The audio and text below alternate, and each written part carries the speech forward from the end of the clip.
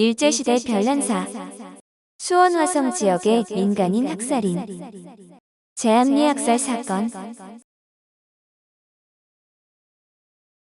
제암리 사건은 1919년 4월 15일 경기도 수원군 향남면 제암리에서 발생한 일본군의 민간인 학살 사건인데, 수원 화성 지역의 3.1운동은 3월 중순에서 4월 초에 걸쳐 절정에 달했습니다.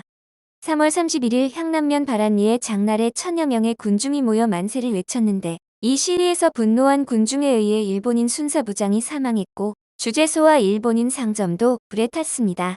일본군은 이에 대한 보복으로 제암리 주민을 교회에 가둔 후 불을 질렀으며 마을 전체를 불태웠는데, 기록에 따르면 교회에서만 23명이 사망했고 인근의 고주리 주민도 6명이 사망했다고 합니다. 수원 화성 지역의 3.1운동도 다른 지역과 비슷한 양상으로 전개되었는데, 기독교와 천도교 지도자들에 의해 최초의 만세운동이 계획되었으며 학생, 농민 등을 비롯한 일반 주민이 결합했습니다.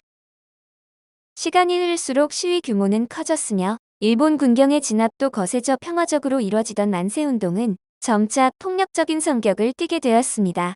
최초의 모의는 3월 11일 천도교인들에 의해 이루어졌는데, 16일 서장대에서 만세 시위가 있었고 21일에는 성우면 오산리에서 박두병과 김재천 등의 주도하에 천도교인과 기독교인의 시위가 진행되었습니다.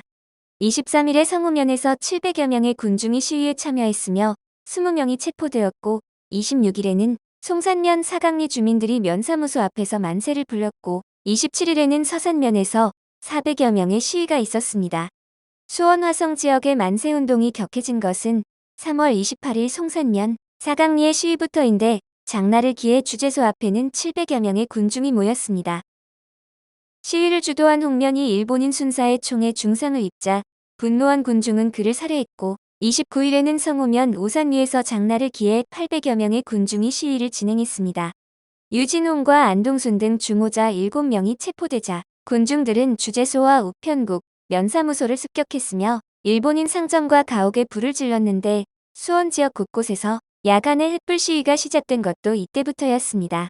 3월 31일 1000여 명이 참가한 바란리 장날의 시위는 군중과 일본 헌병이 매우 격렬하게 충돌했는데, 일본 헌병의 발포로 조선인 3명이 부상을 당하자 격분한 군중은 일본인 순사부장을 살해했습니다. 또한 일본인 보통학교와 우편국, 면사무소에 불을 질렀고, 4월 3일 우정면 주곡리 주민과 장안면 서포리, 수촌리 주민이 합세한 시위도 매우 격렬했습니다. 이들은 장안면 사무소 앞에서 만세를 외치고 우정면 사무소와 하수리 주재소로 향해 투석전을 벌였는데, 이미 1500명으로 늘어난 시위 인원을 향한 일본 헌병의 진압은 매우 폭력적이었습니다. 주재소 헌병의 발포에 흥분한 군중은 주재소를 불태우고 가와바타 손사를 살해하는 등 격렬하게 저항했는데, 일제는 이에 대한 보복을 계획하기 시작했습니다. 사람을 가두고 불을 지른 일본 경찰들.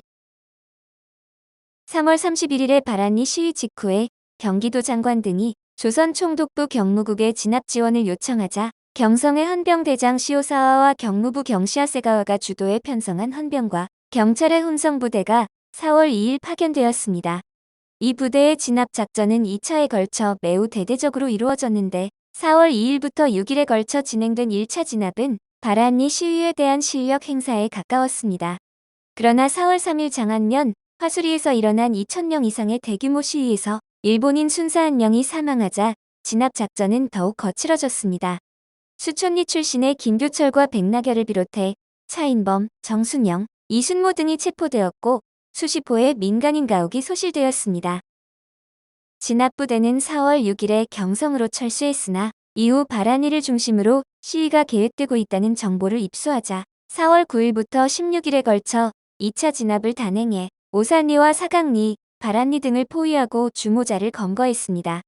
민간인 가옥에 무차별적으로 불을 질렀는데, 일본 측 기록에 따르면 2일부터 14일까지 이뤄진 작전으로 803명이 검거되었고 1202명이 훈방되었으며 10명이 사망하고 19명이 부상당했습니다.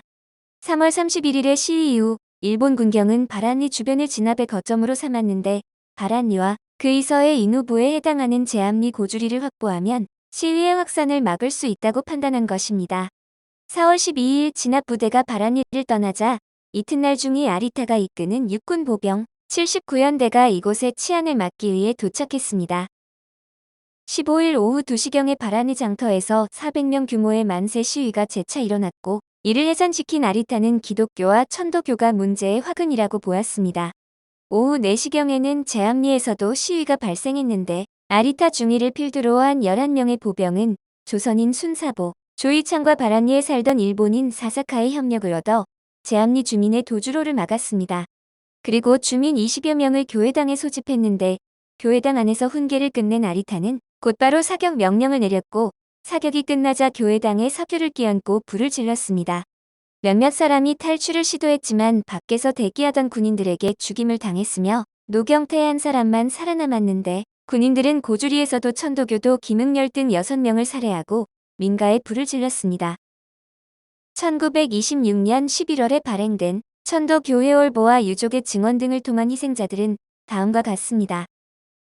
강태성과 부인 김씨, 김덕용, 김성열, 김세열, 김정헌, 김주남, 김주업, 김흥열, 김흥복, 안경손, 안관손, 안명손, 안무손, 안봉손, 안상용, 안유손, 안정옥, 안종락, 안종린, 안종엽, 안종환, 안종후, 안진손, 안필손, 조경칠, 홍순진, 홍원식과 부인 김씨.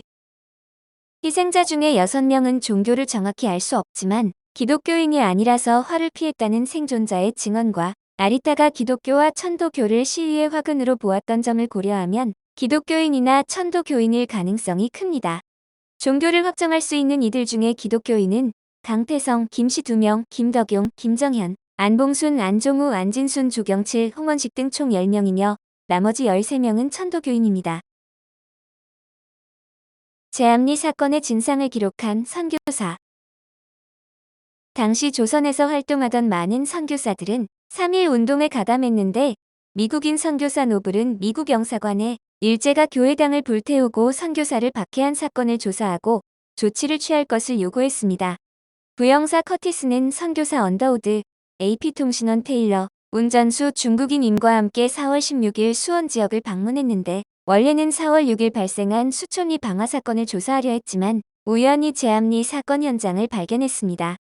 이들은 이에 대한 조사 보고서를 작성해 4월 21일에 미국 총영사 버그울치에게 보고했고 제암리 사건은 일제의 기독교 탄압의 대표적인 사례로 선교사들에게 알려지기 시작했습니다. 이 때문에 적지 않은 선교사들이 직접 제암리를 방문했는데 4월 18일에는 선교사 스코필드가 방문했고 19일에는 스코필드와 영국 대리영사 로이즈, 테일러, 노블, 케이블, 백, 빌링즈, 헤론 스미스가 방문했습니다.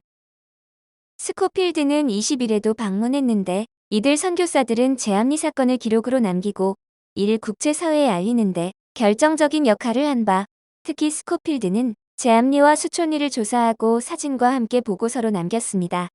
제암리 사건이 국내외에 알려지자 일본은 사건 처리에 신경을 쓰지 않을 수 없었는데 조선 총독부와 조선군 사령부는 진압 방법에 문제가 있었다면서 아리타를 30일간의 중근신에 처하는 것으로 마무리하고자 했습니다. 그러나 이 사건이 외교 문제로까지 불거질 기미를 보이자 일단 신문의 사실을 명료히 하기 위해 아리타를 군법회의에 회부했습니다. 조선군 사령관이던 우스노미야는 군법회의에서 아리타를 적극 옹호했고 결국 8월 21일 군법회의에서는 임무 수행에 필요한 수단으로 당연히 해야 한다고 확신하고 있어 범죄의 의도가 없다며 무죄가 언도되었습니다. 끌 수 없는 불꽃. 1919년 4월 17일 수의사이자 선교사였던 프랭크 윌리엄 스코필드는 언더우드, 커티스, 테일러 일행과 자동차로 수촌리 학살 사건의 현장을 확인하러 가던 도중 우연히 제암리의 참상을 목격했습니다. 4월 18일 스코필드는 홀로 제암리와 수촌리를 방문한 이래 여러 차례 오가면서 사후 수습을 돕는 한편 끌 수 없는 불꽃이란 책을 펴서 일제의 만행을 세계에 알리는 데 크게 기여했습니다. 아사히신문 2007년 2월 28일자 보도. 제암리 학살 사건 은폐. 사건 당시 조선군 사령관 우스노미야 다로 대장의 일기가 발견되었는데 그는 일기에 다음과 같이 적었습니다. 사실을 사실로 처리하면 보다 간단하지만 학살 방화를 자인하게 돼 제국의 입장은 더욱 불이익하기 때문에 간부와 협의해서 저항해서 살육한 것으로 하고 학살, 방화 등은 인정하지 않는 것으로 결정하고 밤 12시에 회의를 끝냈다. 제암리에 와서 사과한 본인 기독교 신자 10여 명. 2019년 2월에 일본인 기독교 신자 10여 명이 제암리 순국 기념관을 방문해 학살 사건에 사죄를 하였고 일본 정치인들은 사과하지 않고 있다고 비판을 했습니다. 일행을 이끌고 온 93살의 오야마 레이지 목사는 식민 통치 시절 일본 관원들에 의해 가장 험한 사건이 일어난 곳이 이곳 제암교회였다면서 그런데도 일본 정치인들은 사과하지 않고 있다고 비판했습니다. 오야마 목사는 일본인들을 용서해 달라고 기도하며 우리처럼 잘못을 용서해 달라고 하는 일본인들도 있다는 걸 한국인들이 기억해줬으면 좋겠다고 부탁했습니다. 이 사건을 폭로한 스코필드 교수는 후에도 한국인을 돕다가 조선 총독부에 의해 강제 출국당했지만 1968년 건국 공로훈장을 수여받았고 외국인으로서는 최초로 국립현충원에 안장되었습니다. 현재도 명맥을 이어오고 있는 제암교회에서는 영상물과 교육자료 등을 통해 제암리 학살 사건 당시의 내용을 자세히 알아볼 수 있으며 당시 생존자의 후손들도 종종 만나볼 수 있습니다. 도쿄대학 영문과 교수와 도쿄여자대학 학장으로 재직한 사이토 타케시는 자국 군인의 잔인함에 대한 비판과 살해당한 조선 백성들에게 조의를 담은 어떤 살육 사건이란 작품을 1919년 복음신보에 발표하기도 했습니다. 오늘 일제 36년은 일제시대 별난사로 수원, 화성 지역의 민간인 학살인 제암리 학살 사건이었습니다.